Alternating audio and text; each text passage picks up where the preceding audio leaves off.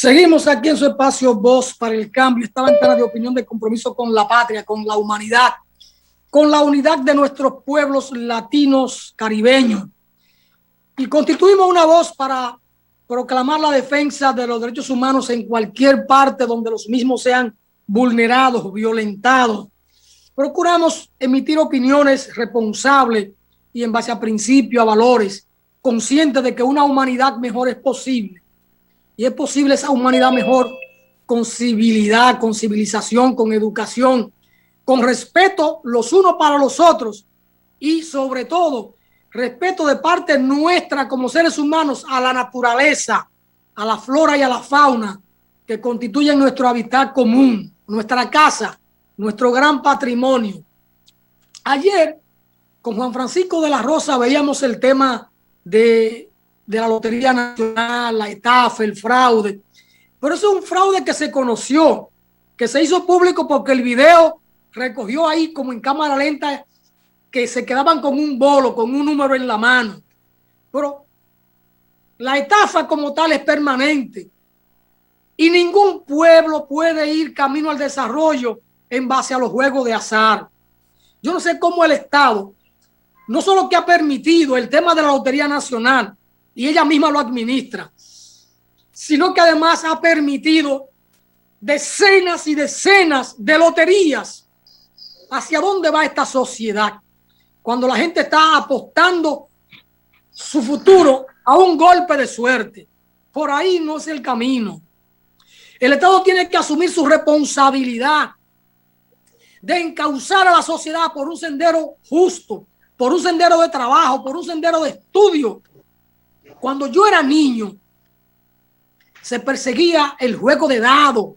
Decían que era ilegal, pero es que no pueden legalizar el juego de esa magnitud. Bueno, una cosa que pedíamos Juan Francisco y yo ayer es que al no vidente, a Miguel Mejía, le dieran prisión domiciliaria como medida de coerción por su condición de no vidente y en las condiciones en que vive y cómo estaría un preso un ciego en una cárcel. Por lo menos esa parte el Ministerio Público la escuchó y pidió, aunque se va a conocer hoy la medida de coerción con esta gente, pidió para Miguel Mejía, el no vidente, y al chofer de la lotería implicado en todo esto, que se le dé una prisión domiciliaria como medida de coerción. Eso es justo y es razonable. Pero en el fondo de la cosa, el planteamiento a fondo debe ser el sentido de los juegos de azar. Ninguna lotería ayuda ni siquiera al gobierno, porque la propia Lotería Nacional, que fue concebida por Villini, un sacerdote muy noble de Baní, para recaudar fondos y hacer obra de bien social, eso se denaturalizó y se convirtió en un antro o centro de corrupción. Eso llegó a un extremo tal, y ojalá que Jacinto se incorpore, que no lo veo en la mesa, de que la lotería terminó siendo un negocio deficiente para el mismo Estado, que el Estado tenía que buscar fondos de los suyos, de los propios, para poder pagar allí a los empleados, porque no era rentable, porque la corrupción llegó a un nivel tal. Y entonces, ¿cómo el Estado, en el momento en que tiene que buscar dinero de otra fuente para poder mantener en el aire o funcionando la lotería, cómo no aprovechó de una vez y por todas para cerrar eso y decirle no a ninguna otra lotería? Ah, porque hay que recaudar. ¿Pero qué es lo que están recaudando? Están recaudando la miseria de un pueblo, porque los ricos no juegan. Son los pobres los que llevan los 5, los 10, los 20 pesos a esas bancas. Y los dueños de las bancas van a recoger el dinero por saco, dinero de los pobres. Entonces, eso no conduce a nada. Van llevando, que generan empleo. ¿Cuál empleo? En una banca de un solo empleado y gana 3,000 pesos. Ese empleado no puede salir a camino con lo que gana en esa banca. No puede. Son salarios de miseria y tienen 1 o 2 empleos por banca. Normalmente 1, porque hay turno de venta de los boletos, eso para. Y es en el horario en que la gente podía comprar antes de los sorteos. Es decir, ese es un tema de fondo que aquí, en algún momento, el sistema político tiene que encararlo. Porque por ese camino no llegamos a Roma. No es verdad. La esperanza no puede estar en un sueño. La esperanza no puede estar en un sueño. La esperanza está en el trabajo, en el estudio, en la honestidad. Ahí es que tiene que estar la esperanza de desarrollo y de crecimiento de un pueblo. Don Eladio, saludo. Se incorpora Jacinto Ascensión. Muy buenos días, Alfonso. Está caliente como siempre. Bébete el café, muchacho. El café aquí voy. Ahí va. Oye, me acabó el café. Ese tema que trata. Buenos días, Ascensión. Buenos días, pueblo dominicano. Gracias una vez más por permitirme la oportunidad de estar aquí en este programa que me gusta tanto. ¿Por qué? Hasta por el nombre, Voz para el Cambio. Necesitamos elevar una voz que produzca cambio. Alfonso, planteas un tema sumamente interesante, el tema de las bancas, de los vicios, de la lotería y esas cosas. Tema que se ha enraizado, vamos a usar ese término, no decir arraigado en nuestra sociedad al extremo que entre la matrícula de nuestros congresistas, un gran número son de ese sector. Y ahora me recuerdo Facundo Cabral cuando decía que su abuelo le tenía miedo a los pendejos porque era mucho y no había forma de controlar semejante frente. Pues los banqueros han asaltado al Congreso y ahora son diputados, un gran número de ellos. Al extremo que se le ocurrió a un desorejado, ahora no recuerdo el nombre ni interesa, que a una ciudad de la parte este de lo que era antes o de lo que es el Gran Santo Domingo se le pusiera el nombre de un extinto banquero, un rifero de eso. Ahora en ese sector, por allá por donde vive Juan Francisco, por ahí era el rifero, por ahí hay calles, hay escuelas, hay de todo con el nombre de ese sujeto, y lo de sujeto es por sujeto de derecho. Los muertos, ¿verdad?, merecen algún tipo de respeto, pero no en las condiciones que lo han querido poner. Han querido hacer de ese sujeto, que lo que fue toda su vida fue rifero, lo han querido hacer como era su apellido. Entonces, son situaciones muy difíciles, son situaciones muy complejas y son de los males que tenemos. Hablaba del agua, Alfonso, el agua. Recuerda que soy de Madrigal, y ahí está la presa Madrigal. Eso está sonando más que una ametralladora Cristóbal. ¿Qué podemos decir? ¿Qué podemos decir si son de los grandes problemas que tenemos? Y tenemos agua,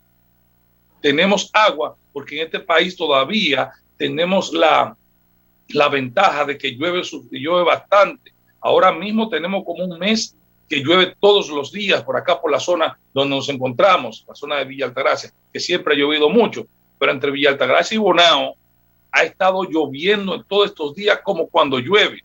Entonces tenemos agua. Sin embargo, el problema del agua es uno de los graves problemas que enfrenta la humanidad en sentido general, pero que enfrentamos los dominicanos por falta de una política de agua, una política seria. De ahí va la cosa. El ciego, el no vidente, no entrar en los términos conceptuales. Hablaba con Juan Francisco ayer precisamente eso, y es una política de los jueces. Claro, hay muchísimos jueces que tienen la cabeza para ponerse el birrete, pero es política de los jueces, en su mayoría, que cuando se presentan no videntes o personas con discapacidad seria, grave discapacidad, porque no todas las discapacidades son igual, no es lo mismo ser ciego que ser sordo, en eso tenemos que estar claros, pues se le da medida de coerción de las tantas que tiene el Código Procesal Penal en su artículo 226. Por lo regular se le impone garantía económica, se le imponen prisión domiciliaria y así por el estilo. Esto tiene su razón sencilla, porque la medida de coerción, y que se entienda esto por Dios, la medida de coerción no es una pena anticipada, es un medio para mantener al imputado atado al proceso Y un invidente o no vidente es una persona que no tiene mucha capacidad de movilización. Y al estar fuera de la institución, pues tampoco puede entorpecer la investigación porque no tiene acceso a la documentación. O sea, que prisión domiciliaria estaría perfecto. Una garantía económica estaría perfecta. Presentación periódica también estaría perfecta. Cualquiera de esas o una combinación de ellas. Ahora, ojo con esto, que no se le quiera imponer ya, una garantía económica que sea de imposible cumplimiento, porque también por ahí andan las cosas. Alfonso. Adelante, don Jacinto. No sé si escuchó el origen del planteamiento del tema con lo de la lotería, don Jacinto. Adelante. Sí, aprovecho para saludar al amigo a Eladio Capellán, porque me encuentro en una institución ahora mismo en la oficina donde él hizo sus aportes en años realmente importantes para todo el tema de crecimiento como sociedad, como iglesia.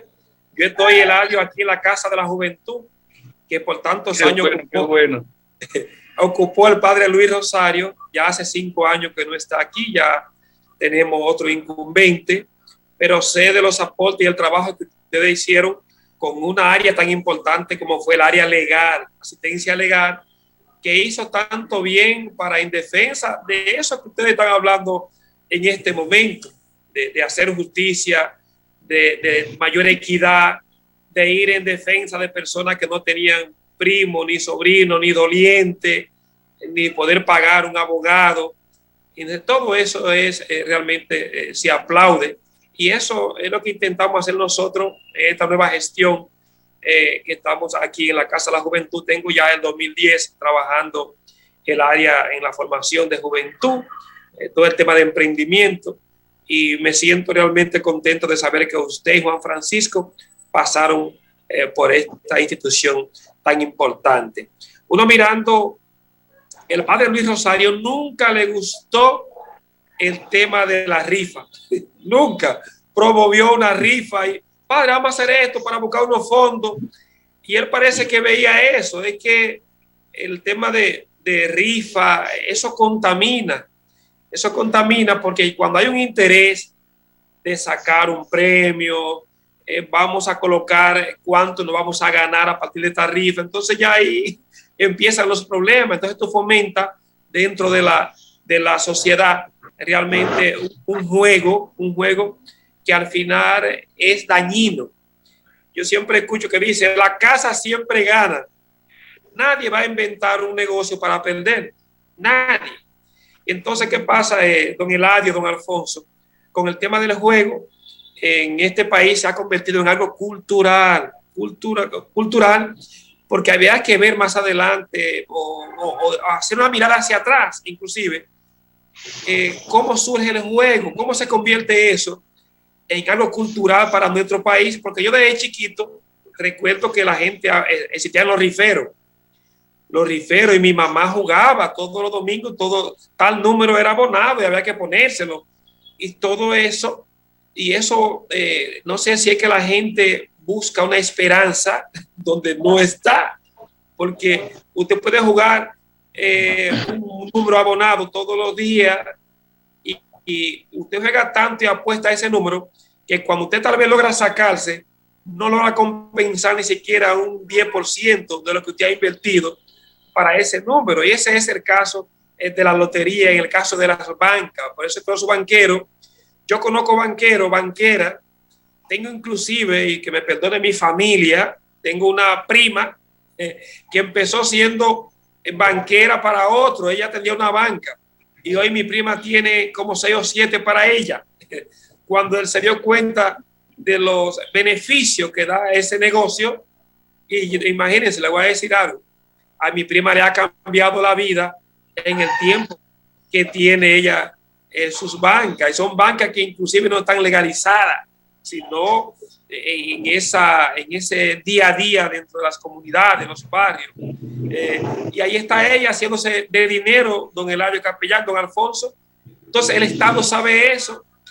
Los que estaban administrando la lotería en este momento sabían eso. Fíjense todo lo que pasó en ese poco tiempo, que si a esa gente lo dejan ahí 4 años, usted se imagina todo lo que se iba a armar ahí a nivel de esas personas hacerse multimillonarias a partir de los pendejos que somos en esta sociedad, que pensamos que a través del juego, a partir de jugar 100 o 200 pesos, 500 pesos a un número, nosotros vamos a resolver nuestro problema.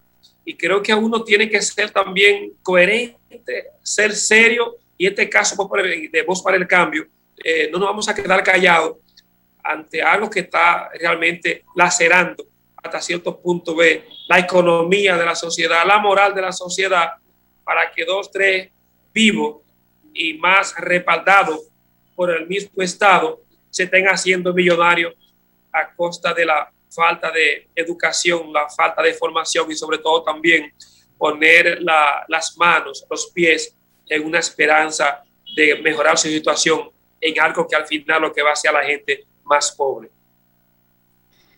Adelante, Eladio. Bueno, ese es un tema interesante. Yo estoy en contra de los juegos de azar. Estoy en contra de que se mantenga abierta la lotería. Por mí deben cerrarla y eliminar todos los juegos de azar en el país. Prohibirlo. Convertirlo de golpe y porrazo en ilegales. Que nadie juegue. Que la gente trabaje. Que la gente estudie. En Cuba no hay juego de azar. No hay que confiar el futuro a un golpe de suerte. Porque es claro que lo que hay son estafas. Nadie va a hacerse de dinero con un juego de azar. Te pueden sacar uno de 3, 4 millones de jugadores para ponértelo como ejemplo. Fulano se sacó la loto. No, hombre, no. Ese no es el camino. Yo nunca he jugado nada. De interés, nada. Yo fui a una cancha, jugaba baloncesto o jugaba voleibol. Y si juego una partida de dominó, es sin interés. Yo cojo el café y yo lo brindo. Pero de interés nada. Ese no es el camino. Yo conozco gente allá en el campo que las bancas en Bonao y mi campito viven llenas. Un campito de gente pobre, pobre, pobre. Y yo no sé dónde consiguen los 10 o los 20 pesos para ir a jugar. Y los dueños de esas bancas tienen una guaguita que pasan con 2 empleados, con escopeta, con sacos para recoger la bolsa de dinero. Y todos los días recogen millones de pesos en todas las bancas que tienen. Ese no es el camino. Por ahí no va la cosa hacia el desarrollo. No, señor. Quiero aprovechar la presencia del amigo Eladio para aclarar un poquito lo que don Juan Francisco ayer quiso hacer de mi persona, pensando que en mi persona no hay humanismo, no hay justicia, pensando con lo que se le pedía de medida de cohesión para la persona no vidente. Yo no decía que lo mandaran a la cárcel, lo que estoy diciendo es que la justicia tiene que hacer su trabajo. Yo estoy claro, don Alfonso, que aquí hay que cambiar esa percepción que tenemos por la medida de cohesión. Aquí pensamos que meterle 2 años a alguien ahí en lo que la justicia instrumenta y va a juicio, ya pensamos que eso es una condena. Y eso es, ustedes que son abogados, quién soy yo para decírselo, pero eso es una mentira. Entonces la medida puede cumplirse en cualquier modalidad que está ahí, que lo prevé el código. Pero ¿qué pasa? Hay que también tomar en cuenta algo, y ustedes mirando los casos, y más cuando en este país no se le da seguimiento a los casos. Hay muchas personas que terminan ya con la medida de cohesión a 1 año, año y medio, y luego terminan en su casa luego, porque ni siquiera terminan condenándolo. Eso termina con la medida y ahí se acabó. Y luego no se logra realmente que a esa persona se le haga un juicio, se le condene por los delitos que cometió, y eso hay que tenerlo claro. Entonces ya se queda como que pagó porque le pusieron una medida de cohesión de 1 año, o 6 meses, 8 meses. Y así lo vemos nosotros, los que no conocemos mucho de leyes, de que ya estamos, ya está en la cárcel, está cumpliendo, y ya nos quedamos ahí. Y luego vemos a la gente que va a la calle en 2 o 3 meses, en 6 meses, y eso queda ahí. y realmente no se hace justicia. Bueno, todo eso hay una teoría para explicarlo, la teoría del populismo penal. En el tercer segmento con Eladio Capellán vamos a abordar el tema desde esa perspectiva de los casos que tenemos por delante. Juan Francisco de la Rosa dice que ustedes se aprovechan cuando yo no estoy ahí. Yo no sé a qué él se refiere, pero él tendrá la oportunidad de venir y decir de qué se trata eso. Nicauli Melos Ortiz ha hecho dos precisiones en torno a los comentarios del primer segmento. Yo no pude leerlo a tiempo. Ella dice, estoy de acuerdo con que los métodos de lucha, esto a propósito de la huelga en San Francisco y los comentarios que teníamos en marcha en el primer segmento. Estoy de acuerdo con que los métodos de lucha deben cambiar, pero es que entonces en nuestro país parecería ser que si no se hacen los movimientos, pues no hay reacción ni solución. Y luego anota, así es, Alfonso, hay que dar todos los pasos del lugar. Por ello se analiza la situación y se decide en cada una de las acciones y los tiempos. Lo malo es que aquí parece ser que solo se entiende bajo lucha. Bueno, es lo malo. Ciertamente, estoy de acuerdo con ella de que aquí solo se entiende la cosa bajo lucha. Si no hay presión, no hay diálogo. Los sectores populares se cansan de proclamar solución a un tema, a un problema, quieren que lo reciban y nadie lo recibe. Desde que amenazan con una huelga o hacen la huelga y empiezan a quemar goma, entonces sí quieren conversar y quieren oírlo para venir con la demagogia, con los ofrecimientos. También eso pasa, don Jacinto. Usted hace unas reflexiones en las que hace valoraciones justas, pero también hay que ver lo otro en función de la cultura de los políticos dominicanos, de que llegan al poder y se creen dioses y no están para recibir a la gente sencilla y llana del pueblo. Pero sí reciben a los ricos, a los empresarios. No solo que lo reciben, van y lo visitan. Queremos oír su parecer. Entonces los empresarios se sienten dueños del poder y terminan determinando lo que hay que hacer, pero siempre en función de sus intereses. Lamentablemente ese es el tipo de política que tenemos en la República Dominicana. Por eso es interesante discutir estos temas, porque se pueden ventilar muchas cosas. Bueno, vamos a una breve pausa. Retornamos con Eladio Capellán y don Jacinto Ascensión. Y ese tema interesante que exponía don Jacinto, el tema de la justicia, yo decía que hay una denominación para esa práctica y se ha denominado el populismo penal. A ver si don Eladio Capellán nos ayuda a entender un poco esta tendencia en el derecho. Vamos a la pausa, señor director.